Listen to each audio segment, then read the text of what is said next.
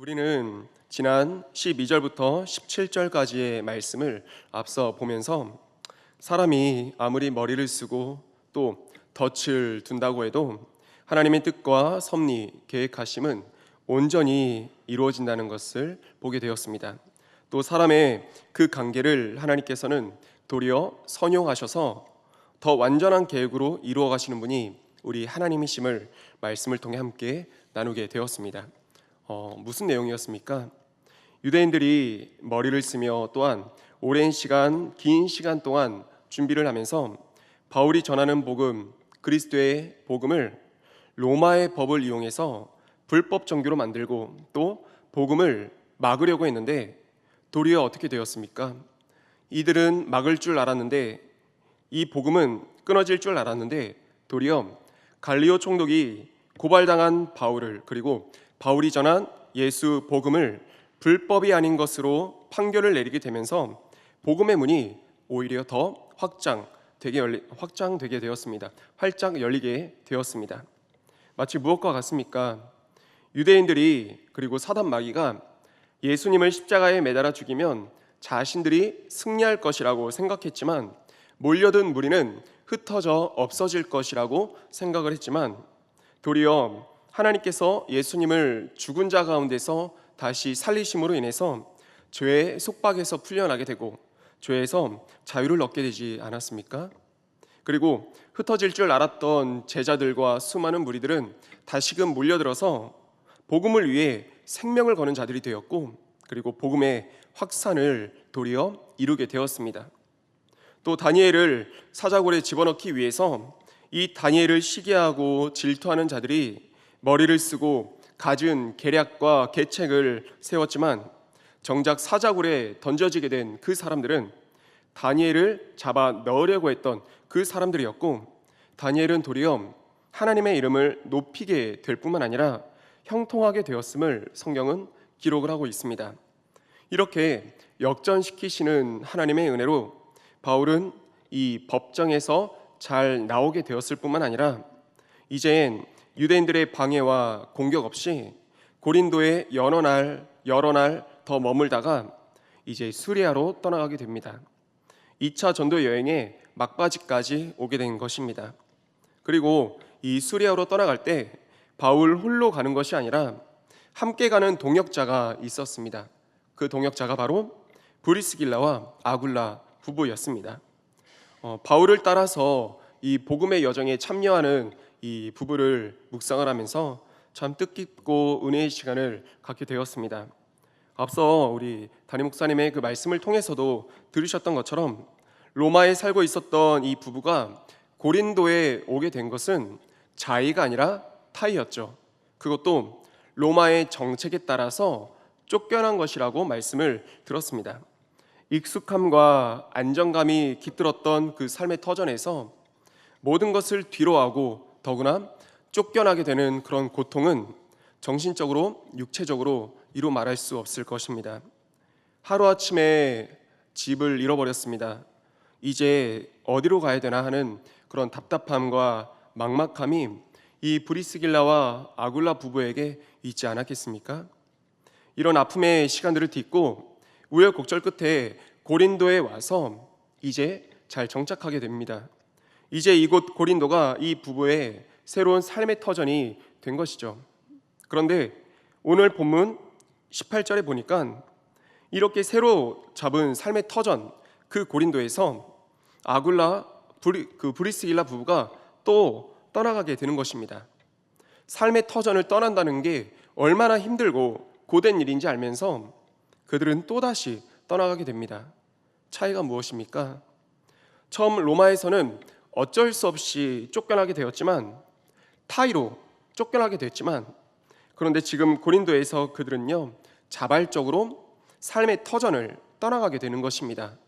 어떤 이유였습니까? 보다 더 중요한 가치, 자신들이 가진 모든 것을 뒤로 할 정도로 가치 있고 생명을 걸 만한 무언가를 찾았고 발견하기 때문이었습니다. 그것이 무엇입니까? 오늘 저희가 붙잡고 있는 예수 그리스도의 십자가, 부활의 복음이었습니다. 바울을 통해 처음 그 예수님에 대해서 듣게 되었지만, 남을 통해서 듣게 되었지만, 이제는 나의 하나님, 나의 구원자로 경험되어지고 고백된 그 예수님을 이 브리스길라와 아굴라 부부가 만나게 된 것입니다. 이 브리스길라 이 부부로 하여금 삶의 터전을 떠나고 바울을 따르도록 한 원동력, 그 가치는 바로 예수님이었다는 것입니다. 그런데 이 말씀을 준비하면서 여러 자료들을 확인하다 보니까 역사적 사실에 근거한 재미난 부분이 있었습니다. 당시 그리스 지역에는요 4대 제전이라 불리는 경기가 있었는데, 그 중에서 저희도 너무 잘 알고 있는 가장 유명한 경기가 4년에 한 번씩 열리는 올림피아 경기였고요. 그리고 또 하나가 이 고린도 지역, 바울이 있는, 그리고 브리스길라 아굴라 부부가 있는 이 고린도 지역에서 2년마다 개최되는 이스트미아라고 하는 경기였습니다. 이 이스트미아 경기는 바다의 신이었던 포세이돈, 이 포세이돈을 기리기 위해 열렸던 경기라고 합니다. 근데 이 경기에 모든 그리스인이 참가할 수 있어서 굉장히 많은 사람들이 선수로든 그리고 관중으로든 이 경기가 열릴 때마다 모여들었다고 합니다. 그런데 그러다 보니까 자연스럽게 또 요구되고 필요로 되는 건 무엇이었겠죠? 수많은 사람들이 몰리니까 자연스럽게 숙식이 가장 필요와 가장 중요한 것이 되었을 것입니다. 특별히 많은 사람이 몰리고 숙박시설이 부족하다 보니까 그 대용으로, 숙박시설 대용으로 가장 많이 찾게 됐던 것이 이 브리스길라의 부부 생업이었던 천막이었다는 것입니다. 이렇게 고정되고 확실한 수입원이 생긴 거죠. 그러다 보니 자연스럽게 경제적으로도 이 부부에게는 여유가 생기게 되었을 것이고, 또 삶의 자리와 터전은 더 안정이 되었을 것입니다. 그런데 이런 상황, 이런 경제적으로 안정된 배경이 있음에도 불구하고 그들 부부는요 더 중요한 가치를 위해, 예수 그리스도를 위해 모든 것을 뒤로하고 떠나게 되었다는 것입니다. 이와 같은 모습이 성경에서 또 누구에게 있습니까? 수많은 우상을 섬기며 또 부유한 가정 속에서 자랐던 아브라함.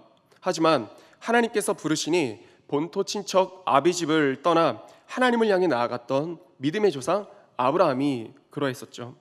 그리고 예수님의 제자들도 모든 것을 버리고 예수님을 따라갔습니다. 참 진리와 생명 되시고 무엇과도 바꿀 수 없는 가치 되시는 예수님을 따라간 그 제자들이 또한 그러했습니다. 그리고 무엇보다 이 브리스길라 아굴라 부부에게 이 생명 되신 예수님을 전해준 사도 바울 본인이 먼저 어떤 사람이었습니까? 빌립보서 3장 7절과 8절에서 바울은 이렇게 고백을 하고 있습니다. 무엇이든지 내게 유익하던 것을 내가 그리스도를 위하여 다 해로 여길 뿐더러 또한 모든 것을 해로 여김은 내 주 그리스도 예수를 아는 지식이 가장 고상하기 때문이라. 내가 그를 위하여 모든 것을 잃어버리고 배설물로 여김은 그리스도를 얻고라고 고백을 하고 있습니다. 다메섹 도상에서 자신을 만나주신 그 예수님, 예수 그리스도를 위해서 자신에게 자랑이었던 모든 것을 해로 여기고 배설물로 여겼던 사람, 그 사람이 바로 사도 바울이었습니다.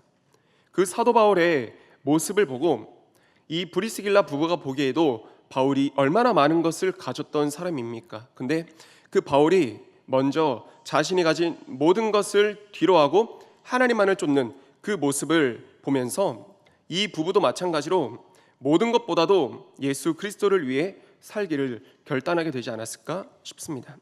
이 말씀 앞에서 우리 자신을 점검해 본다면 저와 우리 성도님들에게 예수 그리스도는 어느 위치에, 우리 삶 가운데서 우리 예수님은 어느 위치에 올려져 있는지 생각해 보았으면 좋겠습니다.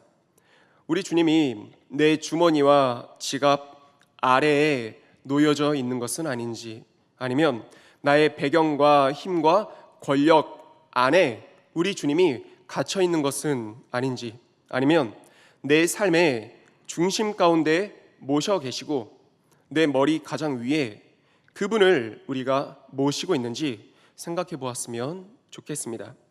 오늘 말씀 앞에서 우리 주님의 위치, 내 삶 가운데 계시는 주님의 위치를 돌아보고 무엇보다도 주님을 우선하고 어느 때라도 주님을 우선하여 따를 수 있는 저와 우리 성도님들 다 되시기를 주님의 이름으로 축복드립니다.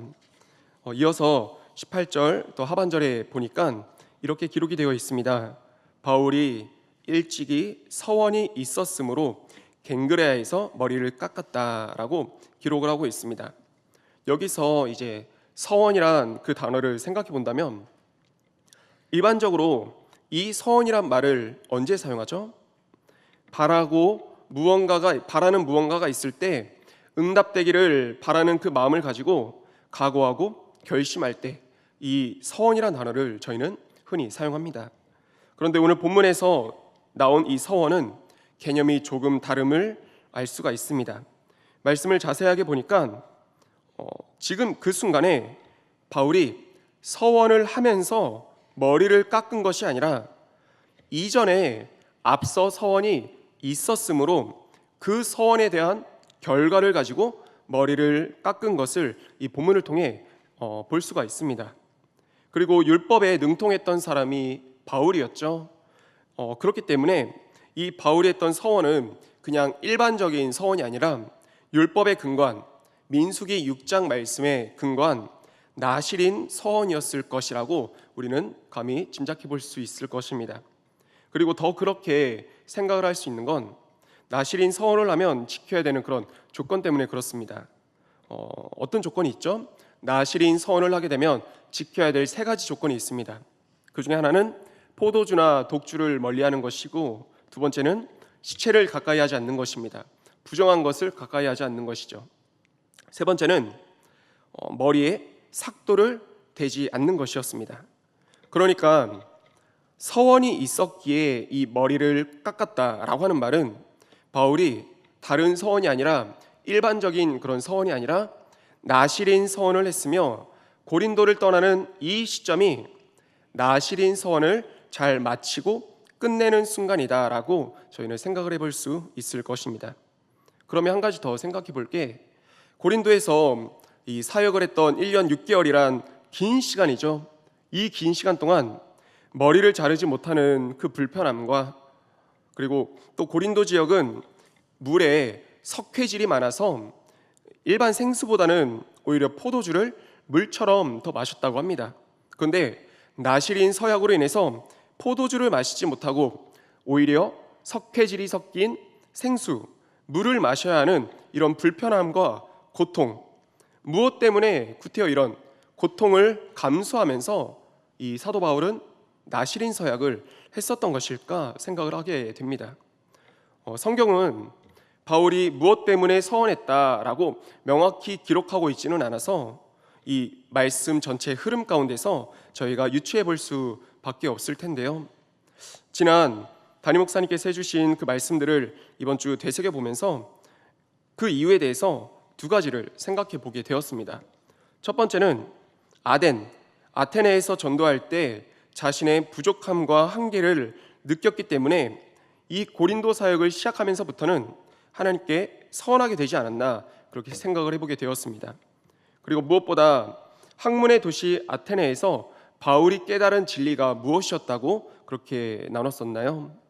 내 말과 내 전도함이 설득력 있는 지혜의 말로 하지 아니하고 다만 성령의 나타나심과 능력으로 하여, 이 고린도전서 2장 4절에서 바울이 밝히고 있는 것처럼 복음을 듣게 되는 이들이 아무리 학식을 갖췄고 또 그들에게 학문의 뛰어남이 아무리 있다 할지라도 정말 그들 가운데 심겨지고 역사되고 그들을 변화시키는 것은, 변화를 일으키는 것은 설득력 있는 지혜의 말이 아니라 성령의 나타나심과 능력임을 바울은 깨닫게 되었다는 것입니다. 깨닫게 되었기 때문에 이 고린도 사역을 시작하면서부터는 나의 학문과 나의 지혜로 다가서지 않겠습니다, 성령의 다스림과 이끄심 가운데 나아가겠습니다 하는 그런 마음의 결단을 가지고 하나님께 서원한 것이 아닐까 생각을 해보게 됩니다. 그리고 두 번째는 위로하시고 힘주시는 하나님께 감사와 각오의 마음을 드리며 서원한 것이 아닐까 생각을 해보게 되었습니다. 바울이 고린도 사역을 시작할 때 언제나처럼 유대인들이 방해를 하고 대적하고 괴롭혔다고 이렇게 말씀을 기록하고 있죠. 근데 그것이 너무 힘들고 두려움도 있어서 그런지 하나님께서는 환상 중에 바울을 찾아오셔서 위로하시고 힘을 주셨습니다. 18장 9절 10절에 이렇게 나옵니다. 밤에 주께서 환상 가운데 바울에게 말씀하시되 두려워하지 말며 침묵하지 말고 말하라. 내가 너와 함께 있음에 어떤 사람도 너를 대적하여 해롭게 할 자가 없을 것이니. 바울이 날 찾아오신 하나님을 향해 어떤 마음이 들고 어떤 고백이 일어났겠습니까? 죄인인 자신이, 정말 죄인인 자신이 무엇이라고 전능자 하나님께서 나를 친히 찾아오셔서 위로하시고 격려해 주시는데 그 하나님의 사랑 앞에서 엎드리지 않을 자, 감격하지 않을 자가 어디 있겠습니까? 이 순간 나를 찾아오신 하나님 앞에 감격과 또 떨리는 마음으로 이 바울이 서원 기도를 하게 되지 않았을까요? 하나님, 제게 어떠한 어려움과 힘듦이 있다 할지라도 포기하지 않겠습니다. 나를 방해하고 대적하는 수많은 이들이 있다 할지라도 침묵하지 않겠습니다. 복음을 전하며 외치겠습니다. 이런 마음과 고백 가운데서 서원이 이루어지지 않았나 생각을 해보게 됩니다. 그런데 이렇게 각각 경우가 다르긴 해도 한 가지 공통점이 있겠더라고요. 그것은 이 주체가, 말하고 행하는 주체가 내가 아니라 하나님께로, 나에서 하나님께로 옮겨졌다는 것입니다. 내 입술에 지혜의 말이 아니라 성령의 나타나심과 능력에 자신을 맡겨드리고, 내 말이 아니라 성령의 능력, 하나님께 맡겨드리고, 내가 겁먹고 두려워서 침묵하는 것이 아니라 하나님께서 앞서 일하시고 힘주시니 그 힘을 가지고 나아가겠다는 맡겨드림, 그리고 주체가 나에서 하나님으로 바뀐 것에 대한 공통점을 발견하게 됩니다. 그리고 바울의 이 모습이 바로 오늘 우리가 본받아야 될 그런 신앙과 믿음의 모습이 되어야 할 것입니다. 저와 우리 성도님들, 우리들도 하나님께 서원 기도를 드리며 또 금식 기도를 드리고는 하잖아요. 각자 다른 분명한 이유와 목적을 가지고 하나님께 그렇게 기도를 드리죠. 그런데 한 가지 분명하게 기억해야 될 사실이 있습니다. 서원 기도나 금식 기도나 내 뜻에 하나님이 따라오도록 하기 위해 그런 서원 기도, 금식 기도를 드리는 것이 아니라 하나님의 뜻에 내가 순종하도록 하기 위해 드리는 것이 이 서원 기도, 금식 기도임을 기억해야 될 것입니다. 한 번만 더 말씀드리겠습니다. 내 뜻에 하나님이 따라오도록 하기 위해 하는 것이 기도가 아니라 하나님의 뜻에 내가 순종하도록 하기 위해 드리는 것이 기도, 서원 기도, 금식 기도라는 것입니다.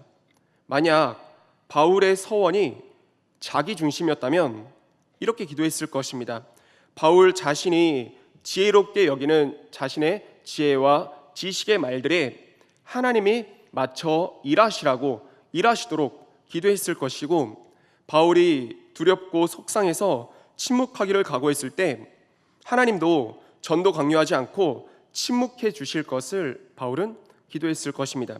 만약 바울의 서원이 자기 중심이었다면요. 그런데 바울은 하나님의 뜻에 자신이 들어갔습니다. 자신의 뜻과 자신의 말 가운데 하나님을 옮겨놓은 것이 아니라 하나님의 뜻 가운데 자신이 들어갔다는 것입니다. 이러한 모습과 신앙과 믿음이 저와 우리 성도님들의 신앙과 믿음이 되기를 주님의 이름으로 축원드립니다. 요즘 우리가 또 내가 하고 있는 기도의 제목들과 그리고 갈급함과 작정을 가지고 하시는 그런 모든 기도들 가운데서 내 기도 제목 안에 하나님이 끼워 계시는지, 아니면 하나님 안에 나의 기도 제목이 들어가 있는지 돌아보고 생각해보는 오늘 기도의 시간이 되기를 우리 예수님의 이름으로 축복하며 축원을 드립니다. 아멘. 끝으로 한 절만 더 살펴보겠습니다. 20절을 한번 읽어보겠습니다. 시작.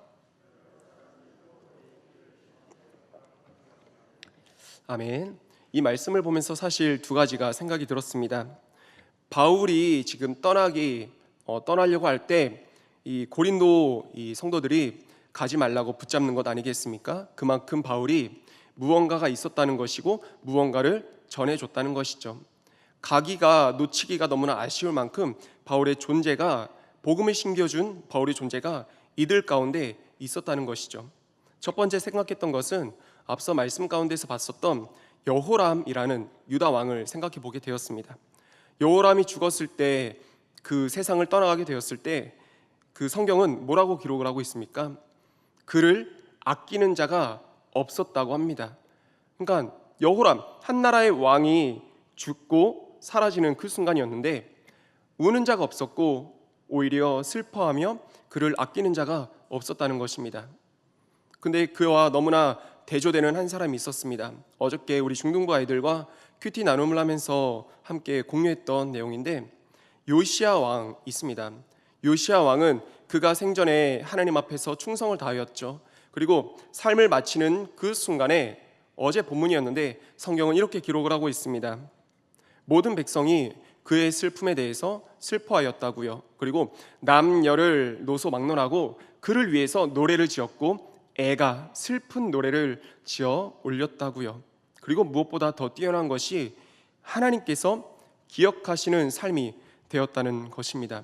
이 말씀 앞에서 저와 우리 성도님들께 한번 질문을 드리고 부탁을 드립니다. 저희가 속한 공동체 가운데서 저희가 떠나가게 될 때 우리는 사람들로부터 어떤 평가, 그리고 하나님께 어떤 평가를 받길 원하십니까? 우리가 떠나갈 때 우리가 속한 그 공동체의 원들이 기뻐할 것 같은지요? 아니면 가지 말라고 붙잡을 것 같은지요? 단순히 인간적인 매력과 인간적인 모습에서 붙잡히고 그런 것이 아니라 하나님께서 함께 하시는 사람은 기쁨을 흘려보내는 자들이고 하나님께서 함께 하시는 자들은 축복의 통로가 되는 사람이라 했잖아요. 또 그 사람이 있으면 그 공동체의 분위기가 활짝 열리고 기쁨이 넘치고요. 그렇기 때문에 그런 내가 떠나는 것에 대해서 슬퍼하게 될 것인지, 아니면 그런 모습이 나에게 일절없기 때문에 내가 떠나가는 것에 대해서 도리어 내가 속한 공동체 그들이 기뻐하게 될 것인지, 우리 성도님들께서는 어떤 모습을 갖길 원하시고 어떤 마음을 그들 가운데 전해주길 원하십니까?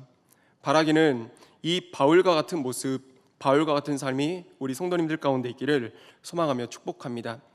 하나님을 믿는, 하나님으로 인해 모든 것을 능력을 행하는 내가 떠나감으로 인해서 오히려 그 남겨진 사람들이 슬퍼할 수 있고 오히려 붙잡을 수 있는 그런 영향력을 지닌 그런 우리 성도님들 다 되시기를 소망하며 축복합니다.